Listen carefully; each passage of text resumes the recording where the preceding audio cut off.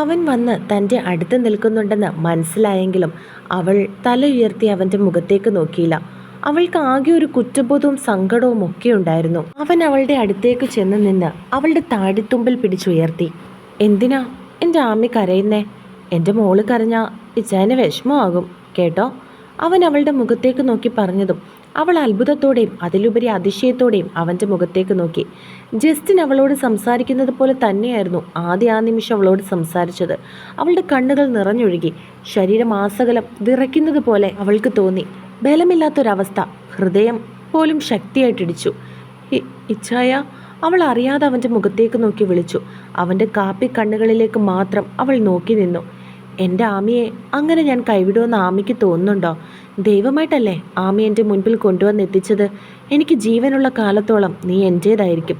എൻ്റെ മോളല്ലേ നീ, എൻ്റെ ആമി. അവളുടെ കണ്ണുകളിലേക്ക് നോക്കിക്കൊണ്ട് മാത്രം അവൻ പറഞ്ഞതും അവൾ ഞെട്ടി. ജസ്റ്റിൻ എങ്ങനെയായിരുന്നു അവളോട് ഇടപഴകി സംസാരിക്കുന്നത് അതുപോലെ തന്നെയായിരുന്നു അവൻ്റെ നാവുകളിൽ നിന്നും വരുന്ന വാക്കുകൾ. അവളുടെ സങ്കടം സഹിക്കാമെന്നും പറ്റുന്നതിലും അപ്പുറമായിരുന്നു. അതിൻ്റെ പ്രതിഫലനം എന്ന പോലെ അവൾ അവൻ്റെ നെഞ്ചിലേക്ക് വീണ് പൊട്ടിക്കരഞ്ഞു. അവൾ കരയട്ടെ എന്ന് ആദ്യം കരുതി. അവൻ അവളെ 2 കൈകൾ കൊണ്ട് പൊതിഞ്ഞു പിടിച്ചു. ഒരു കൈ അവളുടെ തലയിൽ തലോടിക്കൊണ്ടേയിരുന്നു. അവൾ അവൻ്റെ ഷർട്ടിൽ മുറുക്കി പിടിച്ചുകൊണ്ട് തേങ്ങി. എന്തിനോ അവൻ്റെ കണ്ണുകളും നിറഞ്ഞു. ഒരാളെ ഒരു പെണ്ണ് ഇത്രയധികം പ്രണയിക്കുമോ എന്ന് അവൻ ഒരു നിമിഷം ചിന്തിച്ചു. അവൻ്റെ ചുണ്ടുകൾ അവളുടെ നെറ്റിയുടെ സൈഡിലായി പതിഞ്ഞു. അപ്പോഴും അവൾ അവൻ്റെ നെഞ്ചിൽ മുഖമമർത്തി കരയുകയായിരുന്നു. തനിക്ക് നഷ്ടപ്പെട്ടതെന്തോ തിരിച്ചു കിട്ടിയതുപോലെ അവൾക്ക് ആ നിമിഷം തോന്നി. കുറച്ച് നിമിഷങ്ങൾ കഴിഞ്ഞതും പെട്ടെന്ന് എന്തോ ഓർത്തതുപോലെ അവൾ അവൻ്റെ നെഞ്ചിൽ നിന്നും പിടഞ്ഞു മാറി. അവനെ നോക്കാനാകാതെ അവൾ തല കുനിച്ചു. അവൻ പുഞ്ചിരിച്ചുകൊണ്ട് അവളുടെ മുഖത്തേക്ക് നോക്കി. അവളുടെ കണ്ണുനീർ അവൻ്റെ ഷർട്ടിനെ നനച്ചിരുന്നു. തന്നെ ഫേസ് ചെയ്യാൻ അവൾക്കാകുന്നില്ല എന്ന് ആദിക്ക് മനസ്സിലായി. അവൻ അവളുടെ അടുത്തേക്ക് ചെന്ന് അവളുടെ മുഖം തൻ്റെ 2 കൈകളിലും എടുത്തു. അവൾ സംശയത്തോടെ അവൻ്റെ മുഖത്തേക്കൊന്ന് നോക്കി. അവളുടെ കണ്ണുകൾ ടെൻഷൻ കൊണ്ടോ എന്തോ പിടയ്ക്കുകയായിരുന്നു. പെട്ടെന്ന് അവൻ അവളുടെ നെറ്റിയിലൊന്ന് ചുണ്ടുകൾ ചേർത്തു. അവൾ ഒന്നും മിണ്ടാതെ അത് കണ്ണുകളെ അടച്ച് സ്വീകരിച്ചു. ആ നിമിഷം അവൾക്ക് അങ്ങനെ ചെയ്യാനാണ് തോന്നിയത്. I love you. അവൻ അവളുടെ നെറ്റിയിൽ ഒന്നുകൂടി ചുണ്ടുകൾ ചേർത്തുകൊണ്ട് പറഞ്ഞതും അവൾ ഒന്നും തന്നെ മിണ്ടിയില്ല. തിരികെ എന്തു മറുപടി പറയണമെന്ന് അവൾക്ക് അറിയില്ല എന്നതായിരുന്നു സത്യം. നമുക്ക് പോകാം.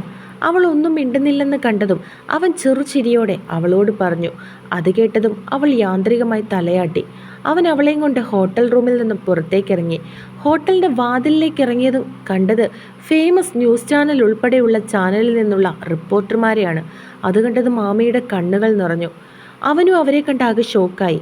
അവരെയൊന്നും അവൻ അവിടെ പ്രതീക്ഷിച്ചില്ല. വീഡിയോ ലീക്കായി പോയിട്ടുണ്ടെന്ന് അവർക്ക് 2 പേർക്കും തോന്നി. അവരെ കണ്ടതും ആമി പതിയെ അവൻ്റെ പുറകിലേക്ക് മാറാൻ ശ്രമിച്ചു. അത് മനസ്സിലാക്കിയതുപോലെ അവൻ അവളുടെ കയ്യിൽ പിടിച്ച് അവൻ്റെ അടുത്തേക്ക് അവളെ ചേർത്ത് നിർത്തി. അവൾ കണ്ണുകൾ നിറച്ചുകൊണ്ട് അവൻ്റെ മുഖത്തേക്ക് നോക്കി. നീ എൻ്റെ പുറകിലല്ല, എൻ്റെ ഒപ്പം നിന്നാൽ മതി. തെറ്റ് ചെയ്തവളെ പോലെ എൻ്റെ പുറകിലേക്ക് മാറി നിൽക്കേണ്ട കാര്യമില്ല. അവൻ ഉറപ്പോടെ അവളുടെ മുഖത്തേക്ക് നോക്കി പറഞ്ഞതും അവൾ അവനെ തന്നെ നോക്കി. I know why you have come here. There is only one answer to your questions. Her name is Amia and now she is my secretary. But she is going to be my wife in next 1 year. അവൻ അവരൊക്കെ ചോദിക്കുന്നതിന് മുൻപേ തന്നെ അവരെ എല്ലാവരെയും നോക്കി പറഞ്ഞു. അവൻ അങ്ങനെ പറയുന്നത് കേട്ടതും അവൾ ഞെട്ടി അവനെ നോക്കി. Sir, how did you fall in love? Is it a love marriage or an arranged marriage? അതിലൊരാൾ വീണ്ടും ചോദിച്ചു.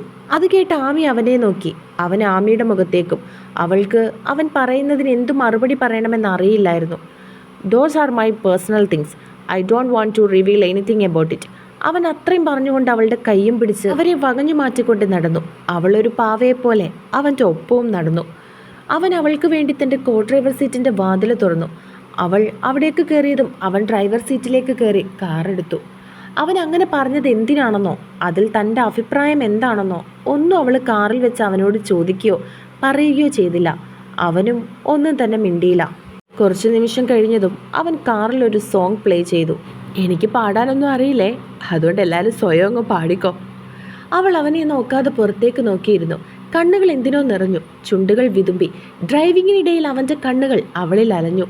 അവൾ കണ്ണുകൾ തുടയ്ക്കുന്നത് കണ്ടപ്പോഴാണ് അവൾ കരയുകയാണെന്ന് അവന് മനസ്സിലായത്. അവൻ അവളുടെ മടിയിൽ വെച്ചിരുന്ന അവളുടെ കയ്യിൽ തൻ്റെ വലത് കൈ വെച്ചു. അവൾ നിസ്സഹായയായി അവനെ നോക്കി. അവൾക്ക് എന്തൊക്കെയോ അവനോട് ചോദിക്കാനുണ്ടായിരുന്നു. എന്തൊക്കെയോ. അവൾ അവൻ്റെ കണ്ണുകളിലേക്ക് തന്നെ നോക്കി. അവൻ പെട്ടെന്ന് തൻ്റെ കാർ ഒരു സൈഡിലേക്ക് ഒതുക്കി. അവൾ അപ്പോഴും അവനെ തന്നെ നോക്കുകയായിരുന്നു. അവൻ തൻ്റെ ഇടത് കൈ അവളുടെ കവിളിൽ വെച്ചു. ഇരുവരും പരസ്പരം കണ്ണുകളിലേക്ക് നോക്കി. അവളുടെ കവിളിലേക്ക് വീണ് കിടക്കുന്ന മുടിയെ അവൻ അവളുടെ ചെവിക്ക് പുറകിലായി വെച്ചു കൊടുത്തു. അവളുടെ നെറ്റിയിൽ തൻ്റെ ചുണ്ടുകൾ ചേർത്തു. അവളുടെ ചുണ്ടുകളൊന്ന് വിറച്ചു. ആമി, അവൻ വാത്സല്യത്തോടെ അരുമയോടെ വിളിച്ചു. അതിന് മറുപടി ഒന്നും പറയാതെ അവൾ അവനെ നോക്കി. കാലം എനിക്ക് വേണ്ടി കാത്തുവെച്ചവളാ നീ. എന്നിൽ നിന്നും അകന്നു പോവല്ലേ ആമി. നീ എന്നിൽ എന്ത് മായാജാലമാണ് കാണിച്ചതെന്ന് എനിക്കറിയില്ല. പക്ഷേ നീ ഇല്ലാതെ എനിക്കിപ്പോൾ പറ്റില്ലടി. അത് നീ എൻ്റെ വീട്ടിൽ നിന്ന് ഹോസ്റ്റലിലേക്ക് പോയപ്പോഴാണ് എനിക്ക് മനസ്സിലായത്. നീ എനിക്ക് ആരാണെന്നും എന്താണെന്നും ഞാൻ അറിഞ്ഞത് അപ്പോഴാണ്. ജസ്റ്റിൻ, അയാൾ നിന്നെ സ്നേഹിച്ചത് എങ്ങനെയായിരുന്നു എന്ന് എനിക്കറിയില്ല. അതുപോലെ എനിക്ക് നിന്നെ സ്നേഹിക്കാൻ കഴിയുമെന്നും അറിയില്ല. പക്ഷേ അയാളെ നീ ഓർക്കാത്ത വിധം എനിക്ക് നിന്നെ സ്നേഹം കൊണ്ട് മൂടാൻ കഴിയും.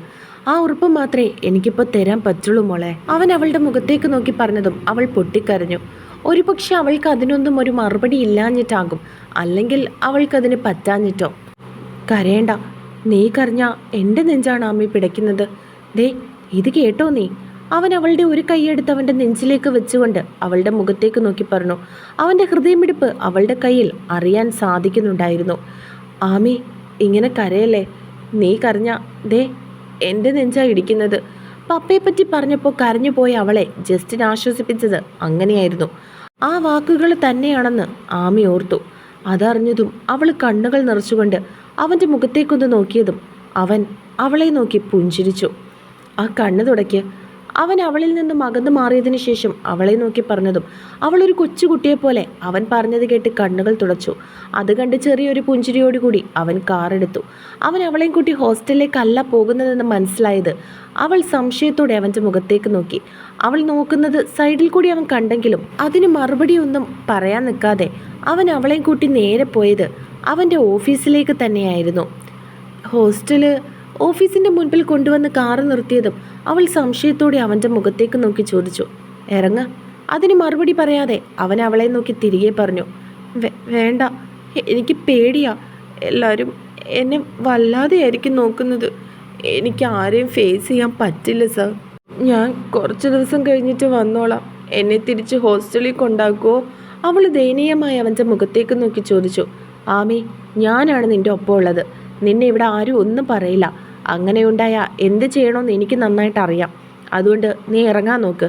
അവൻ കുറച്ച് കടുപ്പിച്ചുകൊണ്ട് അവളുടെ മുഖത്തേക്ക് നോക്കി പറഞ്ഞു. അവൾ എന്നിട്ടും കാറിൽ നിന്നും ഇറങ്ങാതെ വിഷമത്തോടെ തന്നെ ഇരിക്കുകയായിരുന്നു. അത് കണ്ടതും അവൻ ഡ്രൈവർ സീറ്റിൽ നിന്നും ഇറങ്ങി. അവൾ ഇരിക്കുന്ന കോ ഡ്രൈവർ സീറ്റിൻ്റെ അടുത്തേക്ക് നടന്നു. അവിടെ ചെന്ന് അവൻ അവൾക്ക് വേണ്ടി ഡോറ് തുറന്നു കൊടുത്തു. അവൾ വീണ്ടും അവൻ്റെ മുഖത്തേക്ക് നോക്കി. വാ. അവൻ വീണ്ടും വിളിച്ചതും വേറെ നിവർത്തിയില്ലാതെ അവൾ ഇറങ്ങി. അവൻ അവിടേക്ക് ചെന്നപ്പോഴേക്കും വിനയചന്ദ്രൻ മീറ്റിംഗ് വിളിച്ച് കൂട്ടിയിരുന്നു. അവരുടെ ഓഫീസിലുണ്ടായിരുന്ന സാൻഡ്ര ഉൾപ്പെടെ എല്ലാ സ്റ്റാഫുകളും അവിടെ കൂടി. അനു, ഇവിടെ വിനയചന്ദ്രൻ സാറ് അർജൻറ്റായിട്ട് മീറ്റിംഗ് വിളിച്ച് കൂട്ടിയിരിക്കുക. നമ്മൾ ചെയ്തു കൂട്ടിയതൊക്കെ ഇവരെ അറിഞ്ഞു കാണുമോ? അങ്ങനെയാണെങ്കിൽ നിൻ്റെ ഒപ്പം നിന്ന് മദ്യം കൊടുത്ത് ആമയെ മയക്കിയത് ഞാനാണെന്നറിഞ്ഞാൽ പിന്നെ എനിക്കിവിടെ ജോലി ഉണ്ടാവില്ല. എനിക്ക് നല്ല പേടിയുണ്ട്. അവൾ പേടിയോടെ അനാമികയ്ക്ക് അവിടെ ഇരുന്നു കൊണ്ട് തന്നെ മെസ്സേജ് അയച്ചു. എന്നാൽ അനാമികയുടെ റിപ്ലൈ ഒന്നും അവൾക്ക് തിരികെ കിട്ടിയിരുന്നില്ല. ഒരുപക്ഷെ താൻ പിടിക്കപ്പെട്ടാൽ തലേന്ന് അവൾ ഓർമ്മിപ്പിച്ചതുപോലെ തനിക്കൊന്നും അറിയില്ല എന്ന് പറയാൻ തന്നെ ഷെലിൻ തീരുമാനിച്ചു. സർ, എന്തിനാണിപ്പോൾ ഇങ്ങനെയൊരു അർജൻറ്റ് മീറ്റിംഗ്? നമുക്ക് ഏതെങ്കിലും ഡീല് കിട്ടിയോ? അതിൻ്റെ സന്തോഷത്തിന് വേണ്ടിയിട്ടാണോ? അതിലൊരാൾ എഴുന്നേറ്റ് നിന്നുകൊണ്ട് വിനയചന്ദ്രനോട് ചോദിച്ചു. എല്ലാത്തിനുമുള്ള ഉത്തരം കുറച്ച് നിമിഷങ്ങൾക്കകം നിങ്ങൾക്ക് കിട്ടും. ഒരാളും കൂടി വരാനുണ്ട്. അതുവരെ നിങ്ങളെല്ലാവരും വെയിറ്റ് ചെയ്യണം. വിനയചന്ദ്രൻ എല്ലാവരെയും നോക്കി പറഞ്ഞതും എല്ലാവരും പരസ്പരം നോക്കി എന്തൊക്കെയോ പിറുപിറുത്തു. ഞാൻ ജസ്റ്റ് ഒരു ഇൻട്രൊഡക്ഷൻ പറയാം. നിങ്ങളെ എല്ലാവരും വിളിച്ചു കൂട്ടിയിരിക്കുന്നത് നമുക്ക് ഡീല് കിട്ടിയ കാര്യമൊന്നും പറയാനല്ല, ബിസിനസ്സിനെ പറ്റിയോ നമ്മുടെ വർക്കിനെ പറ്റി സംസാരിക്കാനും അല്ല. അയാൾ പറഞ്ഞതും എല്ലാവരും സംശയത്തോടെ പരസ്പരം നോക്കി. ഇന്നലെ നമ്മുടെ പ്രോഗ്രാമിൽ നടന്ന കാര്യങ്ങളൊക്കെ നിങ്ങളെല്ലാവരും കണ്ടു കാണുമല്ലോ. അയാൾ അവരെ നോക്കി പറഞ്ഞതും എല്ലാവരുടെയും ചുണ്ടിൽ ഒരു പുഞ്ചിരി ഉണ്ടായി. ആമിയ മേഡം അയാൻ സാറിനെ കിസ് ചെയ്തതാണോ സർ? അതിലൊരാൾ എഴുന്നേറ്റ് നിന്ന് ചിരിച്ചുകൊണ്ട് ചോദിച്ചു. അതെ, അത് തന്നെയാ കാര്യം. അതിനെപ്പറ്റി നിങ്ങളോട് സംസാരിക്കാൻ വേണ്ടിയിട്ടാണ് ഇപ്പോൾ ഇവിടെ ഒരു അർജൻറ്റ് മീറ്റിംഗ് വിളിച്ചു കൂട്ടിയത്. അയാൾ അവരെ എല്ലാവരെയും നോക്കി പറഞ്ഞു. അയാൾ സംസാരിച്ചുകൊണ്ട് നിന്നപ്പോഴാണ് മീറ്റിംഗ് കൂടിയിരുന്ന ഹാളിൻ്റെ ഡോറ് തുറക്കുന്ന ശബ്ദം കേട്ടത്. ഇത് കേട്ടതും എല്ലാവരും തല ചരിച്ചു വെച്ച് പുറകിലേക്ക് നോക്കി. ഡോറ് തുറന്ന് കയറി വരുന്ന ആദിയെയും അവൻ്റെ ഒപ്പം നടന്നു വരുന്ന ആമിയെയുമാണ് കണ്ടത്. അത് കണ്ടതും പലരും കളിയാക്കിയും സന്തോഷത്തോടെയും നോർമലായും ഒക്കെ ചിരിക്കാൻ തുടങ്ങി. താൻ പിടിക്കപ്പെടുമോ എന്നുള്ള ഭയത്തോടെ ഷെല്ലിനിരുന്നു. അവൾ എന്ത് ചെയ്യണമെന്ന് അനാമികയോട് ചോദിച്ചെങ്കിലും അവളുടെ ഭാഗത്തു നിന്ന് ഒരു തരത്തിലുള്ള റെസ്പോൺസും കിട്ടിയിരുന്നില്ല. അവളുടെ കൂടെ കൂടി ഒന്നും ചെയ്യേണ്ടായിരുന്നു എന്ന് ഒരു നിമിഷം ഷെലിന് തോന്നി. അവൻ അവളെയും കൂട്ടി എല്ലാവരുടെയും മുൻപിലേക്ക് ചെന്ന് നിന്നു. എല്ലാവരെയും ഫേസ് ചെയ്യാനുള്ള ഒരു ബുദ്ധിമുട്ട് ആമിക്കുണ്ടായിരുന്നു. അതുകൊണ്ട് തന്നെ അവൾ ആരെയും നോക്കാതെ തലകുനിച്ചു. എന്നാൽ ആദി ധൈര്യത്തോടെ തന്നെ എല്ലാവരുടെയും മുഖത്തേക്ക് നോക്കി. നിങ്ങളെ എല്ലാവരെയും ഇവിടെ വിളിച്ചു കൂട്ടിയിരിക്കുന്നത് 2 കാര്യങ്ങൾക്ക് വേണ്ടിയിട്ടാണ്. അവൻ പറഞ്ഞതും എല്ലാവരും സംശയത്തോടെ അവനെ നോക്കി. 1, ഇന്നലെ ആമിക്ക് മദ്യം കൊടുത്തത് ആരാണെന്നറിയാൻ. 2, ഇന്നലെ സ്റ്റേജിൽ നടന്നത് ആരാണ് വീഡിയോ എടുത്ത് ഷെയർ ചെയ്തതെന്നറിയാൻ. ഈ 2 കാര്യങ്ങൾക്ക് വേണ്ടിയിട്ടാണ് നിങ്ങളെല്ലാവരെയും ഇവിടെ വിളിച്ചു വരുത്തിയത്. അവൻ പറഞ്ഞതും എല്ലാവരും പരസ്പരം നോക്കി. ഷെലിൻ എല്ലാവരെയും നോക്കി പറഞ്ഞതിന് ശേഷം ആദ്യം അവളുടെ പേര് വിളിച്ചതും ഷെലിൻ ഞെട്ടി. അവൾ തലകുനിച്ച് പേടിച്ചിരിക്കുകയായിരുന്നു. അവളുടെ പേര് വിളിക്കുന്നത് കേട്ടതും എല്ലാവരും അവളുടെ മുഖത്തേക്ക് നോക്കി. അവൾ പതിയെ അവിടെ നിന്നും എഴുന്നേറ്റു. താനാണ് ഇന്നലെ ജ്യൂസ് കൊണ്ടു കൊടുത്തത്. അതിനകത്ത് എന്താണ് കലർത്തിയതെന്ന് തനിക്കറിയില്ലായിരുന്നോ? അവൻ അവളുടെ അടുത്തേക്ക് നടന്നുകൊണ്ട് ചോദിച്ചു. എനിക്കറിയില്ല സർ. അവൾ പേടിയോടെ അവൻ്റെ മുഖത്തേക്ക് നോക്കാതെ മറുപടി പറഞ്ഞു. താൻ ഇന്നലെ ജ്യൂസ് എടുത്ത് ആമിക്ക് കൊണ്ടു കൊടുത്തത് എല്ലാവർക്കും കുടിക്കാൻ വേണ്ടി ജ്യൂസ് കൊടുത്തിരുന്ന സ്ഥലത്ത് നിന്നായിരുന്നോ? അവൻ സംശയത്തോടെ വീണ്ടും ചോദിച്ചു. അതെ സർ. അവൾ പേടിയോടെ അവൻ്റെ മുഖത്തേക്ക് നോക്കി. എന്നിട്ട് അവിടെ നിന്നും ജ്യൂസ് കുടിച്ച മറ്റാർക്കും ഇങ്ങനെ സംഭവിച്ചില്ലല്ലോ. അവനത് കുറച്ച് ദേഷ്യത്തോടെയാണ് അവളോട് ചോദിച്ചത്. അതിനവൾ മറുപടി ഒന്നും പറഞ്ഞില്ല. താൻ എടുത്ത ജ്യൂസ് എന്തിനാ ആമയുടെ കയ്യിലേക്ക് കൊണ്ടു കൊടുത്തേ? താൻ എന്തിനാ അത് അവളെ കൊണ്ട് കുടിപ്പിച്ചത്? അവൻ വീണ്ടും സംശയത്തോടെ ഷെലിനോട് ചോദിച്ചു. അത് ഞാൻ ഉദ്ദേശിച്ച ജ്യൂസ് അല്ലായിരുന്നു അത്. അതുകൊണ്ട് കളയണ്ടെന്ന് കരുതി മേഡത്തിന് കൊടുത്തതാ. അല്ലാതെ എനിക്കിതിൽ മദ്യം കലർത്തിയിട്ടുണ്ടെന്ന് അറിയില്ലായിരുന്നു. ആമയോട് പറഞ്ഞ ഉത്തരം തന്നെ അവനോട് പറഞ്ഞില്ലെങ്കിൽ താൻ കള്ളം പറയുകയാണെന്ന് കരുതുമെന്ന് കരുതി അവൾ പെട്ടെന്ന് പറഞ്ഞു. അപ്പോൾ അതിൽ മദ്യം കലർത്തിയിരുന്നു എന്ന് തനിക്ക് അറിയില്ലായിരുന്നു അല്ലേ? അതിനിവിടെ ആമി കുടിച്ചത് മദ്യമാണെന്ന് ഞാൻ മെൻഷൻ ചെയ്തില്ലല്ലോ. അവൻ വീണ്ടും കൈകൾ മാറിൽ കെട്ടി സംശയത്തോടെ പുരികം പൊക്കി അവളോട് ചോദിച്ചു. അത് കേട്ടതും ഷെലിൻ ഞെട്ടി. താൻ പിടിക്കപ്പെട്ടു എന്ന് അവൾക്ക് തോന്നി.